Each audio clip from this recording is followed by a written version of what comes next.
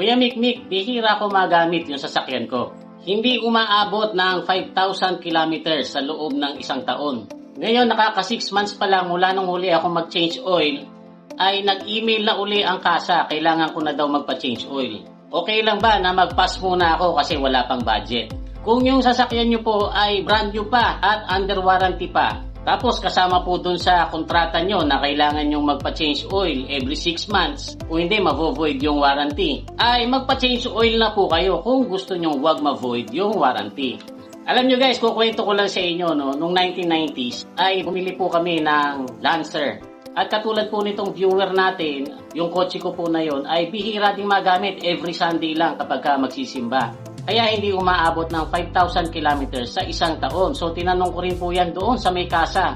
Ang instruction po sa akin doon ay 5,000 kilometers or 12 months, whichever comes first. Kaya po mula noong 1990s hanggang ngayon ay daladala ko pa yan na 5,000 kilometers o kaya naman 12 months. Ngayon po kasi ang mga kasa, 6 months na lang ang sinasabi doon sa mga customer nila. At meron pa nga po mga kasa na sinasabi kailangan daw 3 months lang kahit na fully synthetic ang gamitin mo. Personally, hindi ko po yan sinusunod kasi alangan namang mas mahusay pa yung mga langis noon kaysa sa langis ngayon. Noon po pwede yung 12 months. Ang mahal kaya ng langis lalo na kapag fully synthetic. Tapos ang sasabihin sa inyo ng kasa, mas mura pa rin ang langis kaysa magpa-overhaul ng makina. Opo, totoo naman po yun, mahal magpa-overhaul ng makina. Pero hindi pa ako nakakita ng isang sasakyan na na-overhaul yung makina niya dahil hindi siya nag-change oil ng 12 months. Sa tingin ko po kasi ay business strategy na yan ng mga kasa. Para syempre, mas madalas ka magpapa-change oil, mas madalas yung pasok ng pera. Pero alam niyo guys, yung ibang modern engine ngayon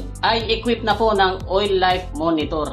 May sensors po ito at saka software na kinukuha yung data kung ilang beses ba itong na-cold start, ilan ang driving hours, ilan ang idling hours. At base po dun sa makukolekta niyang information ay makakalculate nito ang oil condition. Kaya yung feature na po na yan ang nagsasabi kung kailan kayo mag-change oil. Pero syempre, yung mga lumang sasakyan, katulad ng mga sasakyan namin, wala pa yan. Kaya kung bihira namin magamit yung sasakyan at hindi umabot ng 5,000 kilometers, every 12 months po ako mag-change oil. Tandaan nyo lang guys ha, ito po ay style ko lang kasi kampante ako dyan sa style na yan. Hindi ko po sinasabi na ganun din ang gawin nyo. Kung saan po kayo may peace of mind. Kung gusto nyo 6 months, kung gusto nyo 3 months. Actually, kung gusto nyo nga every month mag-change oil kayo, wala pong masama sa madalas mag-change oil.